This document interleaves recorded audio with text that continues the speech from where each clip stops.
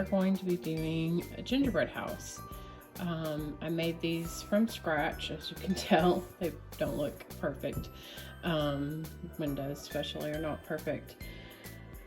I'm probably going to clean them up just a little bit before I put the gelatin windows in there. You can get these Amazon.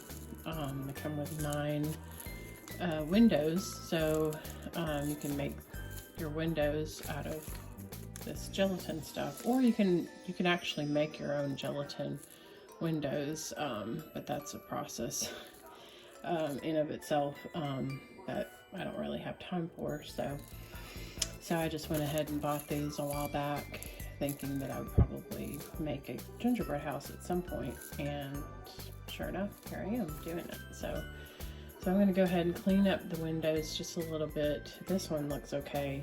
These, well, pretty much all of them look a little worse for wear, so I'm going to clean them up a little bit before I start sticking the windows and the glue. I've already made the icing, the glue, whatever. Whipped that up just a minute ago. All it takes is 4 cups of powdered sugar,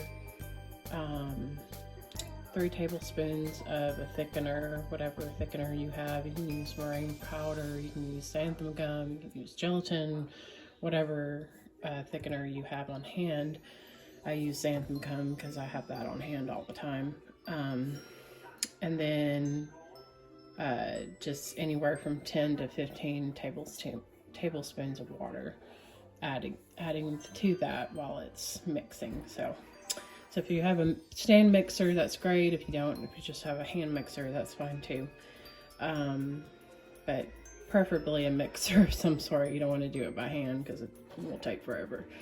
So anyway, so we're going to go ahead and get this trimmed up a little bit, and then I'm going to put the gelatin windows on, and then I got to go bake the rest of the cookies. So anyway.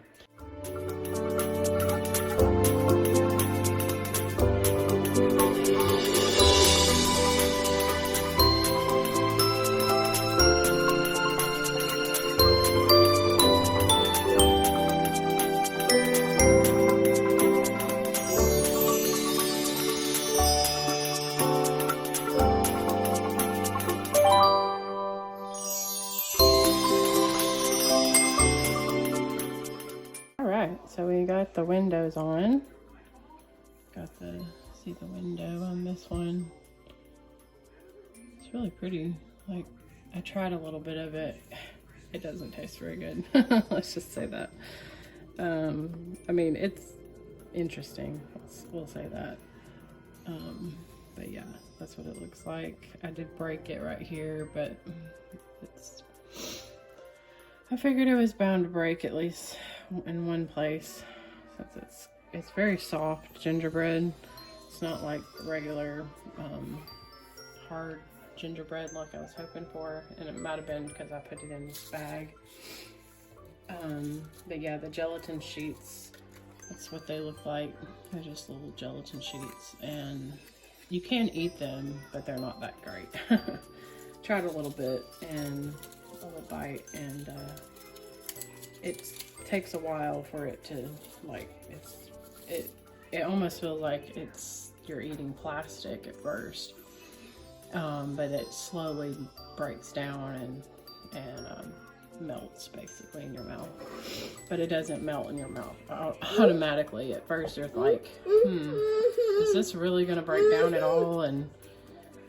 But my royal icing is extremely sticky and it's very gluey, so I'm definitely going to succeed with it. Yeah, I'm gonna make a gingerbread house, but I have to make my I have to find a base for it, and I've got to make my roll out my roof to both of my roof pieces. So, but I've got plenty of gelatin plastic left over, so mostly pieces, but I'm gonna keep them anyway. Just, you never know, you might need them. Never know when you'll need something like that. So But anyway, I think they're really pretty and I'm really happy with them. So I'm gonna go ahead and start making the roof, and I'll demonstrate how I do that. So.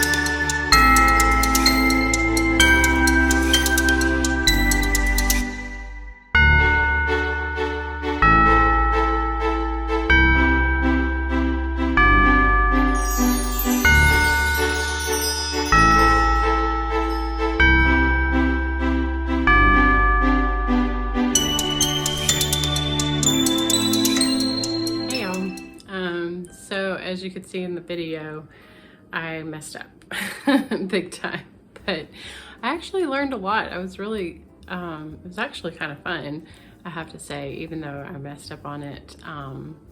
I didn't give the roof enough time to really dry out and harden. I think that's part of the problem that I had because the roof caved in. As you could see in the video, if you go back, the back end started kind of pushing inward, and the front windows, whatever, started pushing outward. So they kind of started doing that little number, and that's fine. You know, I understand.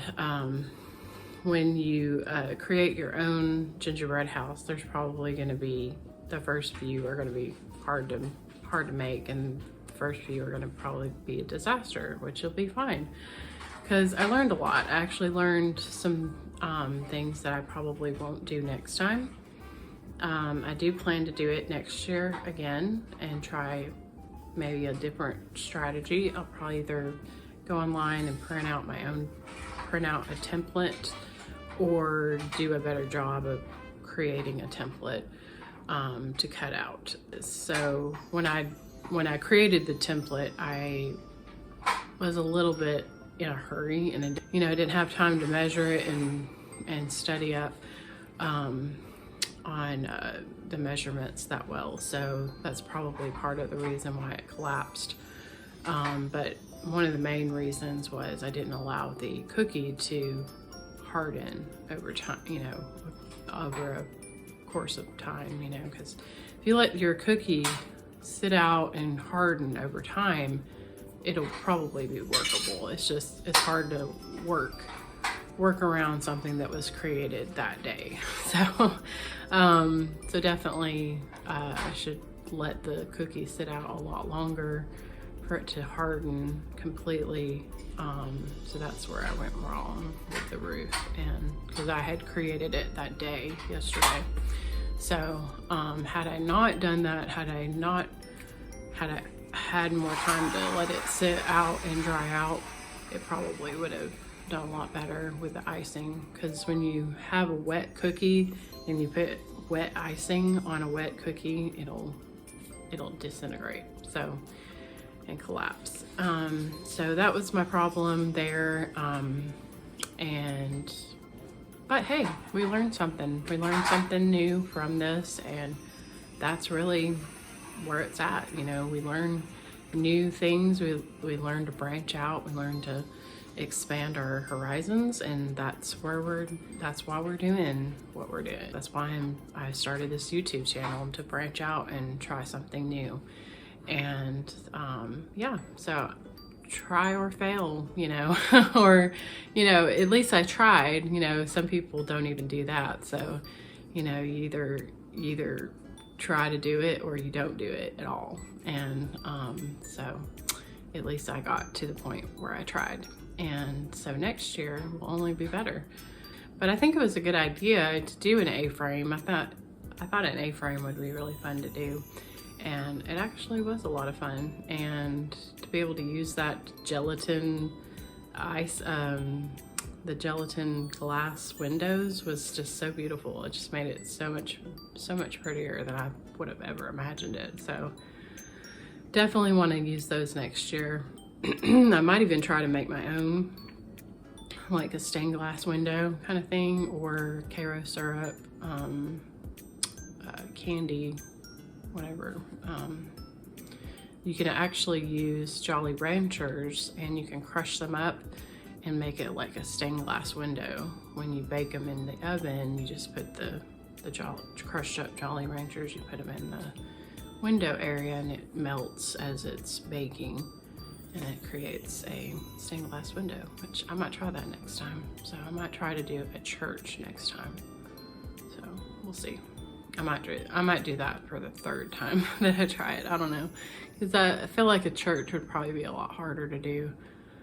I might try the A-frame again and do a smaller version, smaller scale, and then yeah, I think a smaller scale would probably be doable. So, but I did get a couple pictures, and I will post them on the end of this video of the pictures that I got before I started decorating it, that were kind of cool because I put some fairy lights on the inside and it's really pretty. So anyway, hope you enjoyed them, and sorry, my child just walked in. I hope you enjoyed them, and yeah, I will see you in the next video. Hope y'all have a great day. Thanks so much for watching. Merry Christmas. Hope y'all have a wonderful Christmas and enjoy your festivities with your family and friends. And yeah, I think that's all from me. Don't forget to click the subscribe button and maybe even like this video if you can. I'd appreciate it. Say Merry Christmas. Merry Christmas. Yeah. Y'all have a great day. Thanks. Love you guys. Bye.